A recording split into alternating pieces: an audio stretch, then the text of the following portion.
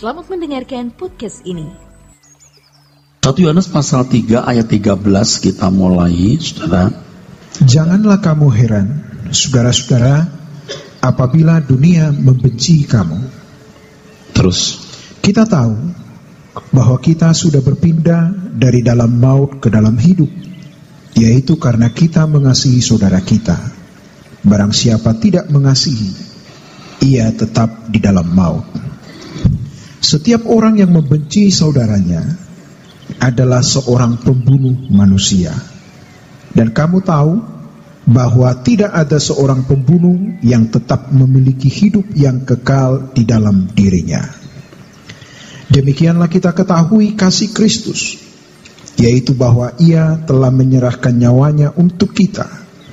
Jadi kita pun wajib menyerahkan nyawa kita untuk saudara-saudara kita. Barang siapa mempunyai harta duniawi dan melihat saudaranya menderita kekurangan, tetapi menutup pintu hatinya terhadap saudaranya itu, bagaimanakah kasih Allah dapat tetap di dalam dirinya? Anak-anakku, marilah kita mengasihi bukan dengan perkataan atau dengan lidah, tetapi dengan perbuatan dan dalam kebenaran. Ayat 19. Demikianlah kita ketahui bahwa kita berasal dari kebenaran. Demikian pula kita boleh menenangkan hati kita di hadapan Allah. Oke. Bapak Ibu saudara sekalian, banyak ayat-ayat dalam Perjanjian Baru, khususnya tulisan Rasul Paulus yang sukar dipahami, saudara. Juga ternyata Yohanes pun juga memiliki tulisan yang tidak mudah dipahami. Ayat 14. Kita tahu bahwa kita sudah berpindah dari dalam maut ke dalam hidup, yaitu karena kita mengasihi saudara kita. Barang siapa tidak mengasihi, ia tetap di dalam maut. Kita tahu bahwa kita sudah berpindah dari dalam maut ke dalam hidup. Kok tahu? Iya. Karena kita mengasihi saudara kita. Barang siapa tidak mengasihi, ia tetap di dalam maut.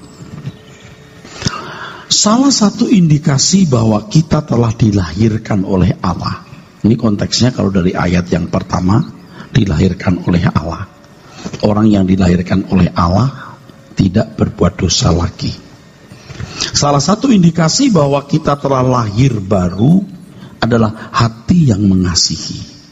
Dalam proses pertumbuhan rohani, saudara nanti akan sampai pada satu keadaan di mana ketika saudara disakiti, saudara bukan tidak mau membenci, tidak bisa membenci.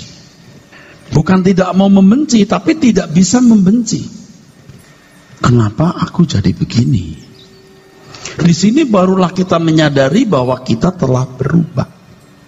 Jadi ketika kita dibawa kepada suatu keadaan di mana kita mestinya marah, mestinya kesal, mestinya kita tergairahkan untuk membalas dendam, tetapi kita tidak memiliki gairah untuk membenci. Disitulah kita telah berpindah dari maut ke dalam hidup. Saudara mengerti yang saya katakan? Jadi ini tidak bisa dibuat-buat, saudaraku. Tidak bisa dibuat-buat. Kalaupun masih ada kemarahan bisa, tetapi dalam stadium yang sangat lemah. Tidak ada gairah untuk membalas dendam, untuk melukai, untuk membunuh. Jika kita bandingkan keadaan kita setelah berpindah dari maut ke dalam hidup ini, dibanding dulu 10, 15, 8, 5 tahun yang lalu, beda. Ini sudah beda sekali. Orang yang memiliki hati mengasihi seperti kasih Tuhan ini tidak bisa binasa. Maut tidak akan berkuasa atas orang ini. Maut di sini bukan mati loh, saudara ya. Harus bisa dibedakan antara mati dan maut ya. Die dan death. Jadi kalau mati itu hanya terpisahnya tubuh terpisahnya tubuh dan roh. Tetapi maut beda, saudara. Terpisah dari Allah selamanya. Saudara, beberapa kali mendengar penjelasan saya bahwa Allah memiliki hukum atau tatanan di dalam dirinya. Dan Allah tidak bisa menyangkali tatanan itu. Allah bertindak dalam tatanan yang permanen di dalam dirinya. Nanti di akhir zaman ada orang-orang yang tidak tahu bahwa perbuatannya itu menyelamatkan dirinya. Ketika aku lapar, kau berikan aku makan. Ketika aku haus, kau berikan aku minum. Ketika aku bertelanjang, kau berikan aku pakaian. Lalu orang-orang itu berkata, bila mana kami melihat Tuhan seperti itu?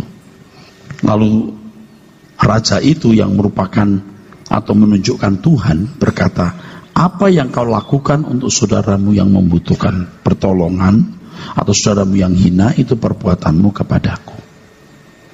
Orang seperti ini tidak bisa dibinasakan. Tatanan di dalam diri Tuhan. Tuhan tidak bisa membinasakan orang seperti ini. Kalau saya bicara demikian kan banyak orang tidak suka. Tapi dia kalau nggak mengenal Yesus gimana Pak ya? Di dalam ayat itu tidak ada urusan iman. Yang ada adalah urusan berbuat baik. Yang kau lakukan terhadap saudaramu yang membutuhkan pertolongan, itu perbuatanmu kepadaku, kata Tuhan.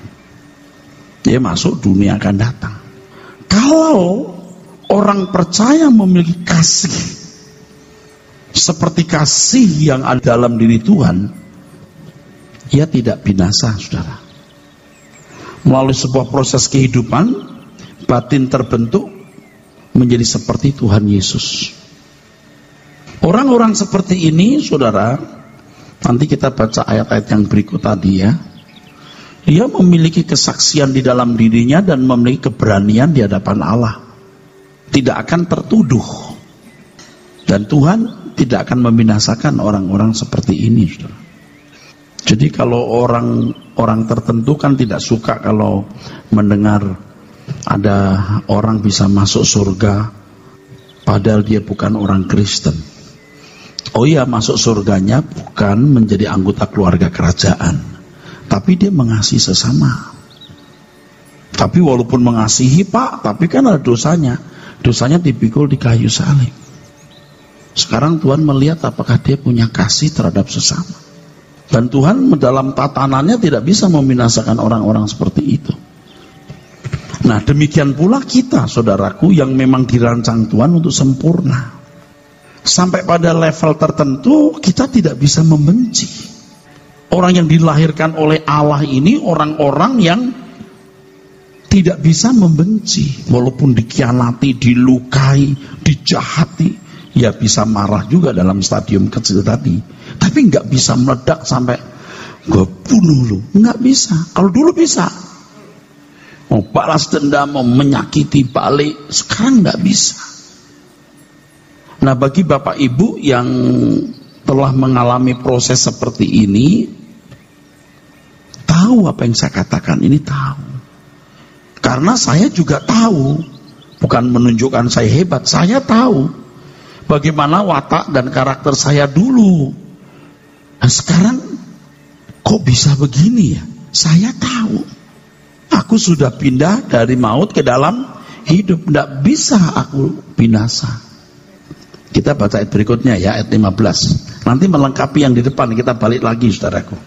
Terus. Setiap orang yang membenci saudaranya adalah seorang pembunuh ya, manusia. Ini bicara dalam lingkungan keluarga Allah ya. Saudara ini dalam lingkungan keluarga Allah. Kalau tadi saya bicara di luar lingkungan keluarga Allah. Kalau mereka bisa masuk dunia akan datang, kalau anak-anak Allah itu standarnya jauh lebih tinggi. Nanti sampai pada kita bisa menyerahkan nyawa untuk saudara kita. Yang artinya begini, ketika seseorang benar-benar selamat, telah pindah dari maut ke dalam hidup, untuk membuat dan berusaha orang lain selamat, nyawanya pun juga ditaruh.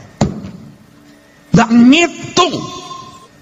Jadi kalau orang masih ngitung, ya Anda memang belum levelnya. Nanti sudah akan bisa membaca di bawah Saya jelaskan, kalau orang masih mengharapkan dunia bisa membahagiakan dirinya, tidak mungkin dia bisa mengasihi seperti kasih yang dikehendaki Tuhan. Nggak mungkin. Itu berhubungan, saudara. Jadi orang egois itu tidak mungkin bisa melayani Tuhan.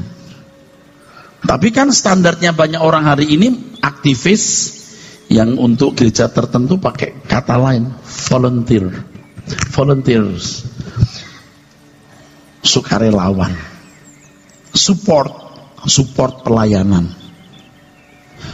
Jangankan jadi volunteers, jadi pendeta, tapi kalau masih mengharapkan dunia membahagiakan dirinya, aku masih mau punya ini, ya wajarnya aku masih punya itu. Tidak mungkin dia bisa melayani Tuhan. Sebab standarnya itu nyawanya pun ditaruh. Makanya kalau pendeta belum lahir baru, ya udah dia cuma jadi pegawai gereja. Dia belum jadi pegawai Tuhan, saudaraku sekalian, belum. Saudara ngerti saya ngomong apa? Ia bisa tampil sebagai hamba Tuhan yang kelihatannya baik dan berkorban, tapi di belakang itu dia masih punya agenda pribadi. Dan hari-hari ini saya bicara terus hal ini, dan ini berhubungan dengan ini, saudara. Setiap orang yang membenci saudaranya adalah seorang pembunuh manusia. Terus dan kamu tahu bahwa tidak ada seorang pembunuh yang tetap memiliki hidup yang kekal di dalam dirinya. Jadi kita bisa mengerti kalau sampai ada orang sudah mengusir setan, bernubuat, mengadakan banyak mujizat, ditolak Tuhan. Kan ya termasuk saya dulu lah ya, saudaraku. Saya bukan tidak pernah membuat mujizat dalam pelayanan loh. Dalam pelayanan saya juga diwarnai mujizat. Tapi kalau benci dengan seseorang itu, benci saja, saudara. Kita serang lewat mimbar. Jadi kalau saya mengajarkan kebenaran lalu harus berbenturan dengan ajaran orang lain, ya itu konsekuensi logis. Tapi kalau dulu kan ada kebencian, kita nyerang orang dengan cara-cara tertentu karena benci. Kamu mencemarkan nama baik saya juga akan mencemarkan nama baik kamu. Saudara tidak heran kan ada pendeta yang lain mencela, menjelekan sampai memfitnah, pembenci, dan orang seperti ini tidak akan dikenal Tuhan. Nah, betapa tinggi standar yang dikenakan bagi orang percaya itu. Matius 5 ayat 17, saudaraku. Matius 5 ayat 17. Jadi sekarang kita ini, Bapak Ibu, makin mengerucut. Sedikit sekali orang yang sungguh-sungguh dilahirkan dari atas itu, dilahirkan oleh Allah ini. Makin sedikit. Dan tadi saya berbicara sendiri, aku jadi pesimis. Saya bicara sendiri, aku jadi pesimis. Kalau begini siapa orang yang lahir baru? Tetapi kalau kita terus bertumbuh, saudara akan bisa mengerti, bisa, lahir baru itu bisa. Ayat 17 dibaca, Matius 5. Janganlah kamu menyangka bahwa aku datang untuk meniadakan hukum Taurat atau kitab para nabi. Aku datang bukan untuk meniadakannya, melainkan untuk menggenapinya. Untuk menggenapinya, to fulfill. Dalam bahasa Yunaninya digunakan kata plerosai, to fulfill. Kalau dulu yang namanya membunuh menghabisi nyawa orang, mampunya orang hanya sampai pada hukum itu. Tapi sekarang untuk kamu membenci, kamu adalah seorang pembunuh. Orang yang dilahirkan oleh Allah atau dari Allah itu tidak bisa membenci. Sampai lewat sebuah proses, pembaharuan pikiran terus menerus, itu nanti dia akan melihat perubahan yang luar biasa di dalam dirinya. Waktu dia dijahati, dilukai, kenapa aku sudah tidak bisa punya daya bunuh seperti dulu? Nah, aku sudah pindah dari maut ke dalam hidup. Jadi kalau kita itu masih punya hati yang pendendam, ya saudara memang belum dewasa. Ada dalam keadaan yang rawan, saudara-saudara. Tapi nggak bisa, Pak. Ya bisa. Firman Tuhan ini tidak bisa dilawan, saudaraku. Tidak bisa dilawan. Di dalam nama Tuhan Yesus yang saya junjung tinggi, yang saya hormati, saya mengerti. Walaupun saya belum sempurna, saya mengerti karena saya mengalami. Saya dikhianati orang habis-habisan. Tapi reaksi saya tidak seperti dulu. Ya kita simpan dalam hati. Sampai saya mempersiapkan khotbah ini baru saya, Matius pasal 5 ayat 20. Maka aku berkata kepadamu, jika hidup keagamaanmu tidak lebih benar daripada hidup keagamaan ahli-ahli Taurat dan orang-orang Farisi, sesungguhnya kamu tidak akan masuk ke dalam kerajaan surga. Masuk ke dalam kerajaan surga di konteks ini kan bicara soal keluarga Allah, saudara. Ini pasti masuk ke dalam kemuliaan bersama dengan Tuhan Yesus. Hidup keagamaanmu, berkali-kali saya beritahu kepada saudara, itu dikaiosune. Artinya kebenaran, saudaraku. Nanti di bawah kita juga menemukan kata kebenaran lagi. Ya. Memberi dalam kebenaran. Nah, nanti kita lihat. Dalam perjanjian lama kita sudah singgung tadi, yang disebut membunuh hanya menghabisi nyawa orang. Karena mereka belum sanggup memenuhi yang sempurna. Sekarang Tuhan Yesus datang, aku datang bukan untuk meniadakan, tapi untuk menggenapi. Tuhan memanggil kita untuk hidup secara luar biasa. Barulah Tuhan bisa memberikan perintah kepada umat pilihan ini untuk sampai pada tingkat yang lebih dari ahli Taurat dan orang Farisi. Kita dituntut untuk lebih dari ahli Taurat dan orang Farisi, dan Tuhan memberi kita kesanggupan untuk melakukannya. Tetapi kalau Bapak Ibu tidak mau belajar, ya jangankan lebih, sama pun tidak, jadi kurang. Ibarat mobil, saudara bisa menjadi mobil kelas mewah, tapi karena saudara tidak belajar, jangankan mobil kelas mewah, bemo juga tidak. Lewat kebenaran firman yang kita pelajari, lewat pengalaman hidup, kita punya jiwa itu diolah Tuhan. Diolah. Setelah sekian tahun, setahun, 2 tahun, 3 tahun, 4 tahun, 5 tahun, 10 tahun, 12 tahun, waktu kita dilukai orang, kok enggak bisa membenci? Itu maksudnya. Dan kita bisa ngerti, saudaraku. Kalau dulu, sekarang enggak bisa. Amin, saudara.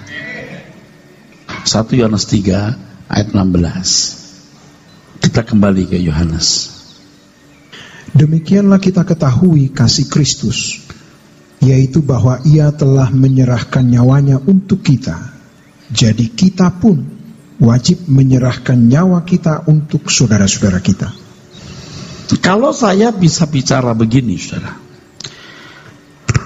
hamba Tuhan itu, atau pendeta, maaf, ini saya ya, bukan orang lain, bisa tampil sebagai hamba Tuhan yang baik, yang melayani, yang mengabdi, yang rela berkorban.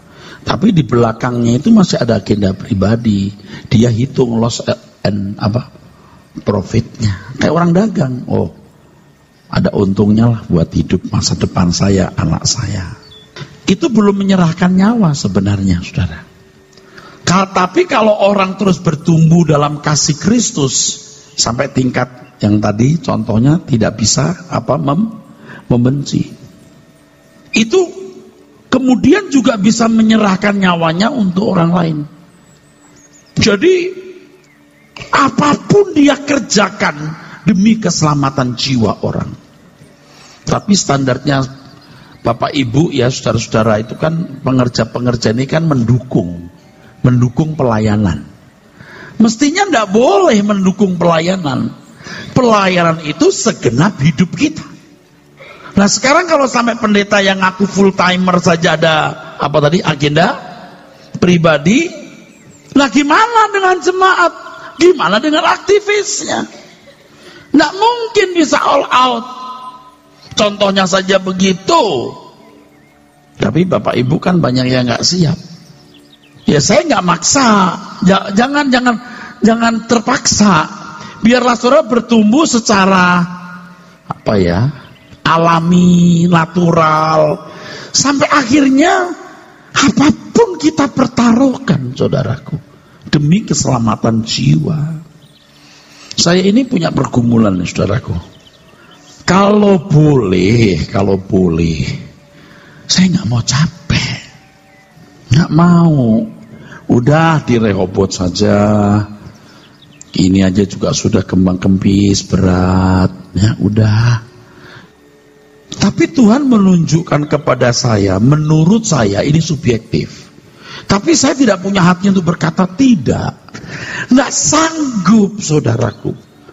Nah, saya perlu bicara panjang lebar soal ini sebenarnya. Tapi saya tidak akan panjang lebar, tidak akan, kecuali untuk orang dekat saya. Nggak sanggup menolak proyek-proyek besar ini. Ini khotbah tidak saya cocok-cocokkan dengan keadaan yang saya sedang alami, saudara. Karena memang ini kan memang sambungan dari ayat sebelumnya, saudaraku.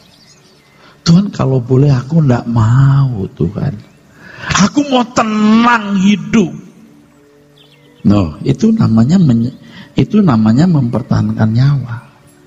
Bahkan kemudian Tuhan mengizinkan kita mengalami kesulitan dalam pelayanan. Seakan-akan Tuhan tidak menolong kita, seakan-akan Tuhan tidak memperdulikan pekerjaannya yang diserahkan ke kita. Udah, lebih lagi. Tapi Tuhan itu luar biasa, saudaraku, ajaib. Kalau kamu kubuat gampang, nanti kalau kamu sukses, kamu sombong. Tapi ketika kamu mengalami kesulitan ini, sakit, capek, sulit, ketika kau sukses, sakitmu jauh lebih besar dari suksesmu. Seperti gini, seperti contoh gini.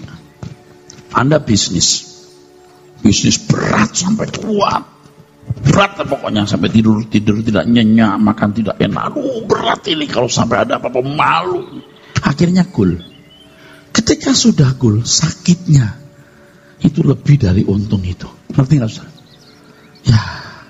Nah Tuhan itu luar biasa di sini supaya kamu nggak sombong. Ku buat kamu mendelik. Supaya ketika kamu sukses kamu nggak sombong. Nggak sombongnya karena satu, sakitnya terlalu berat. Yang kedua, kamu tahu itu karena aku yang membuat kamu sukses. Tapi yang ini tidak akan dipercayakan kepada orang yang masih menyayangkan nyawanya. Bapak Ibu, kalau bela anak kuliah, tahu ya? Dagang, untungnya dikirim anaknya sekolah. Kadang-kadang modalnya juga bisa masih dipakai. Tahu kan ya? Untuk sebuah sukses anak, betul? Nah, untuk pekerjaan Tuhan juga harus begitu mestinya. Jadi tidak ada sesuatu yang ini sebagian waktuku, sebagian hidupku. Semua juga untuk Tuhan. Menyerahkan nyawa untuk saudara artinya demi keselamatan jiwa orang lain apapun kita berani korbankan. Saya beri catatan dulu ya saudara. Ini tidak ada maksud apa-apa supaya saudara membantu saya atau membantu gereja mana, enggak. Saudara dengar baik-baik dan saudara biar mendengar suara Tuhan dalam hatimu. Jadi kalau hanya membantu pelayanan belumlah sebuah pengorbanan berstandar ideal seperti yang Tuhan kehendaki. Bahkan menjadi pendeta belum tentu itu telah menyerahkan nyawa. Saya beberapa kali ketemu orang yang sudah full timer.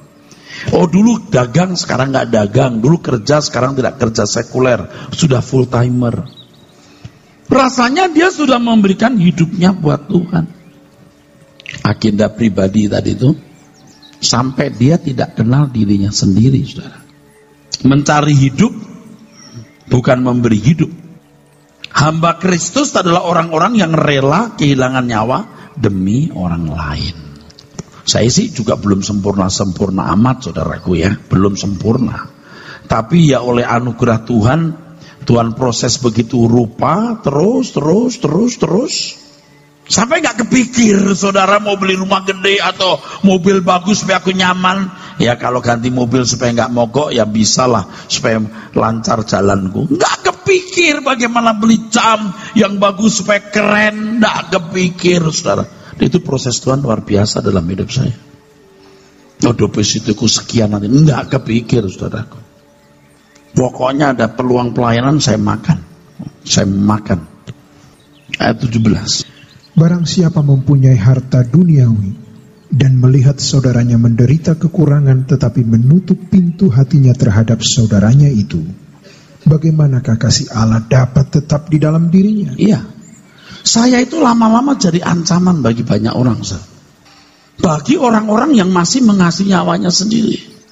Karena yang saya ajarkan ini, dan saya harus jadi contoh, menjadi anggur yang tercurah dan roti yang terpecah. Bukan hanya nyanyian saja atau di mulut saja. Ayat 18 tambahkan dulu sebelum saya jelaskan. Anak-anakku, marilah kita mengasihi bukan dengan perkataan atau dengan lidah, tetapi dengan perbuatan dan dalam kebenaran. Iya. Ayat 19 sekalian nanti saya sambung supaya nyambung. Demikianlah kita ketahui bahwa kita berasal dari kebenaran. Demikian pula kita boleh menenangkan hati kita di hadapan Allah. Iya. Tapi banyak orang tenang, walaupun sebenarnya dia tidak boleh tenang. Tapi tenang. Adalah kecerobohan itu dalam satu quote. Kan ada buku isinya quote-quote, kata-kata mutiara yang di antara quote itu saya masih ingat satu, kan saya yang periksa. Kalimatnya begini. Adalah kecerobohan kalau orang merasa tenang padahal dia tidak punya kepastian nasibnya di balik kuburnya. Demikianlah kita ketahui bahwa kita berasal dari kebenaran, demikian pula kita boleh menenangkan hati kita di hadapan Allah. Kalau kita sudah pindah dari maut ke dalam hidup, kita bisa menenangkan diri kita. Aku sudah berubah. Aku selamat.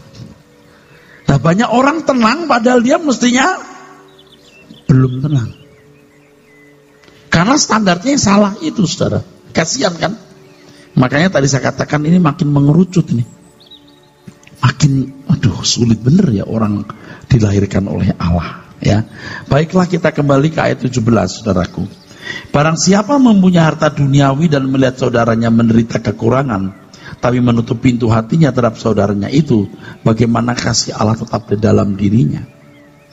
Menjadi anggur yang tercurah dan roti terpecah bukanlah sebuah nyanyian atau perkataan mulut, tapi sebuah realita kehidupan yang harus dijalani.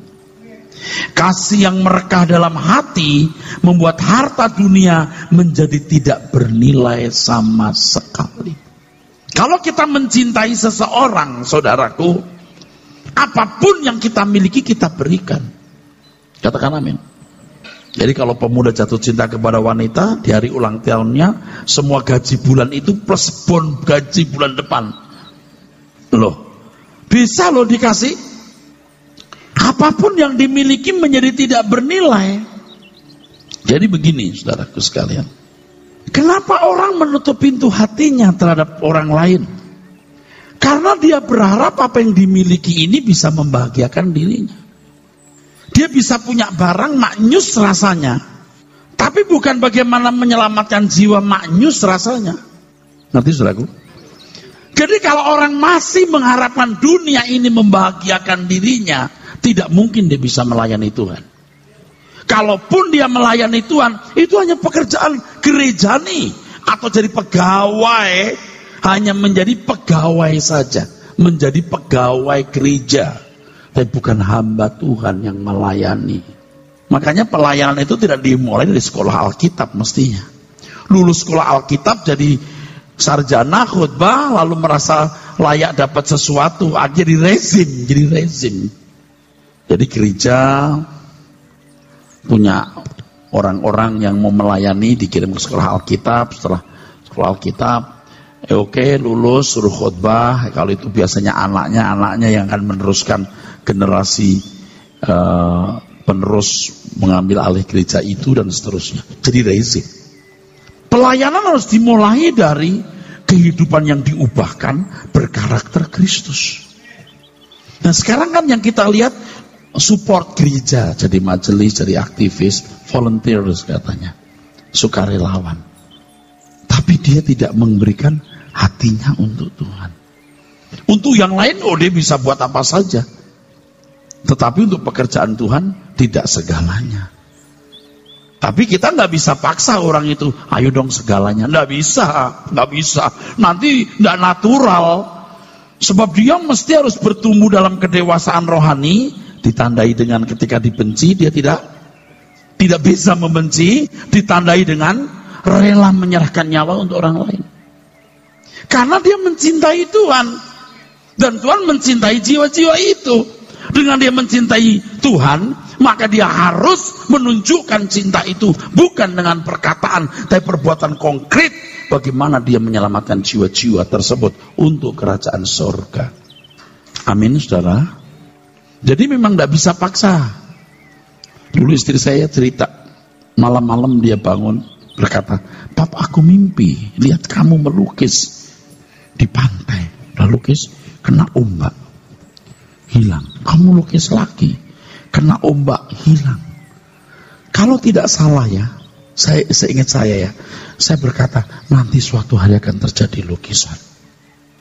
Jadi saya melukis, kena ombak seperti hilang, melukis lagi, ombak hilang. Tapi suatu hari akan terjadi lukisan. Kan saya sedang melukis ini. Lalu kayaknya tidak ada hasilnya, tapi saya melukis terus. Nanti saya bisa mencetak orang minimal seperti saya. Saya belum sempurna, tapi kalau hari ini, kalau saya boleh bersaksi dan bukan meninggikan diri, saya bisa berbuat apapun untuk Tuhan saya. Apapun. Saya nggak kebayang orang-orang yang hari ini masih perhitungan dengan Tuhan. Nanti kalau ketemu Sang Maharaja, dia meninggalkan semua kekayaannya, semua kemampuan yang dimiliki waktu hidup. Dia sia-siakan semua dan tidak dipersembahkan untuk kepentingan Sang Maharaja. Betapa mengerikan keadaan itu. Jadi Bapak Ibu, ya mesti natural ya, natural saudara, natural. Saya punya banyak pengalaman yang asik-asik saudara, dengar nggak?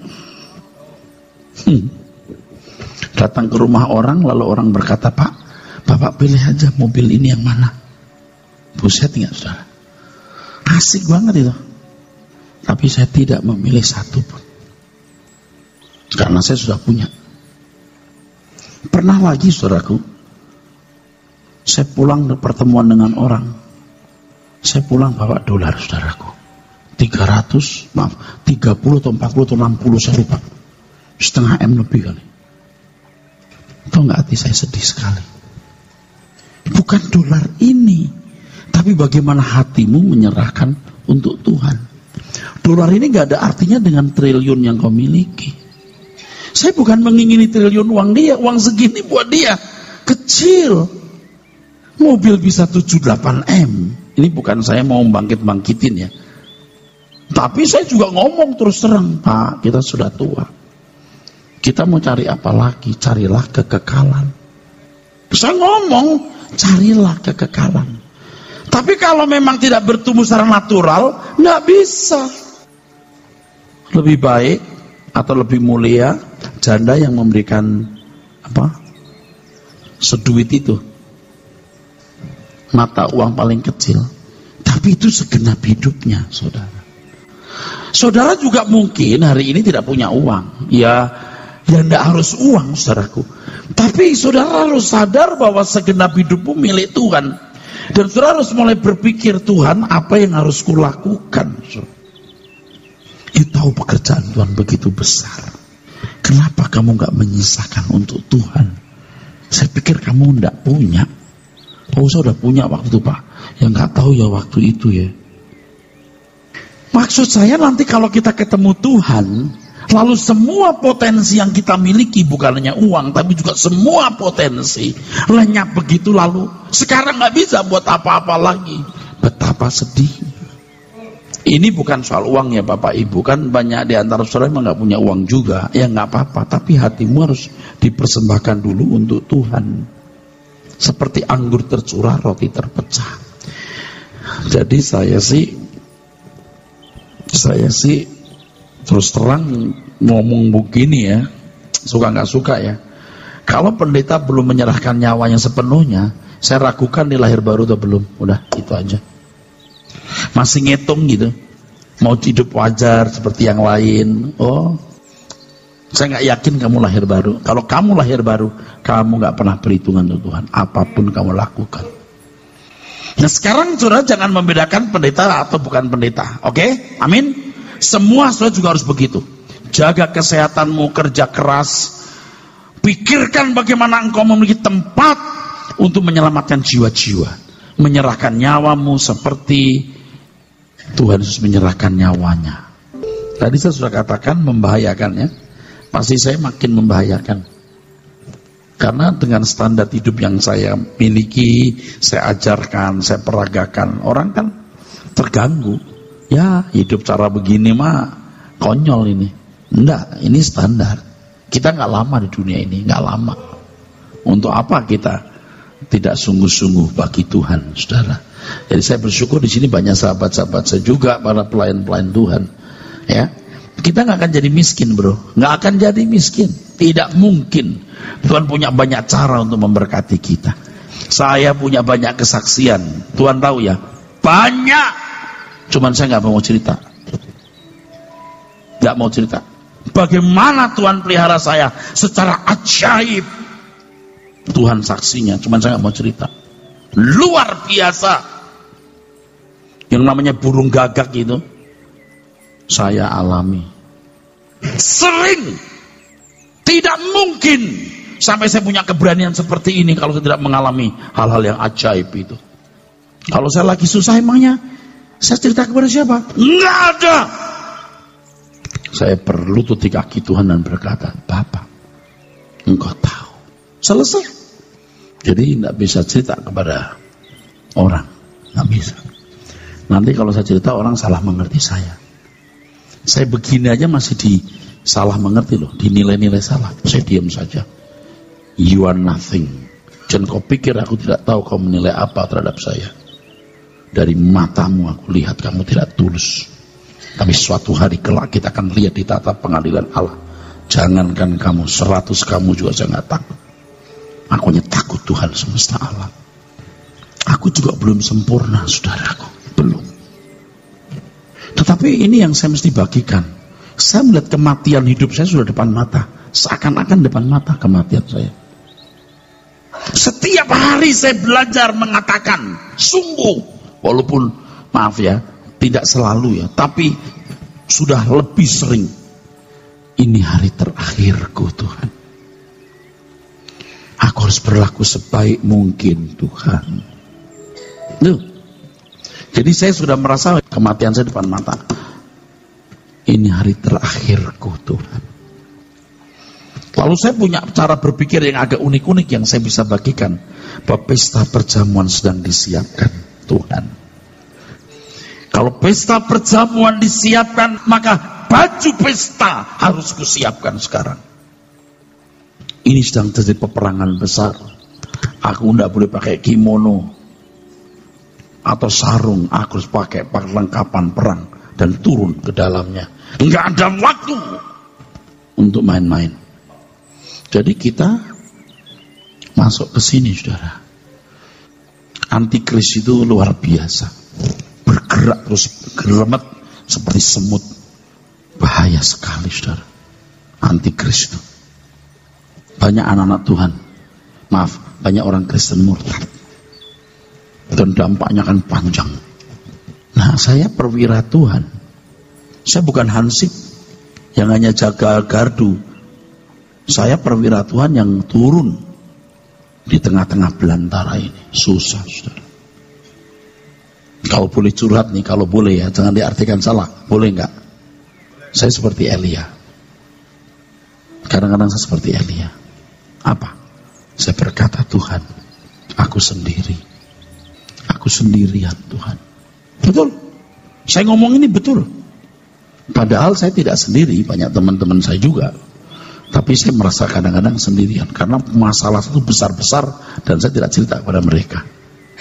Tapi itu tadi yang saya katakan, kalau saya tidak punya masalah dan pelayanannya berhasil sukses, saya sombong. Saya sombong. Nih, karyaku. Tapi dengan keadaan yang sulit ini, sampai saya berpikir, Tuhan, kalaupun nanti sukses, nggak ada artinya itu keberhasilan gereja besar kayak apa, kayak dibandingkan penderitaan yang kupikul gara-gara itu.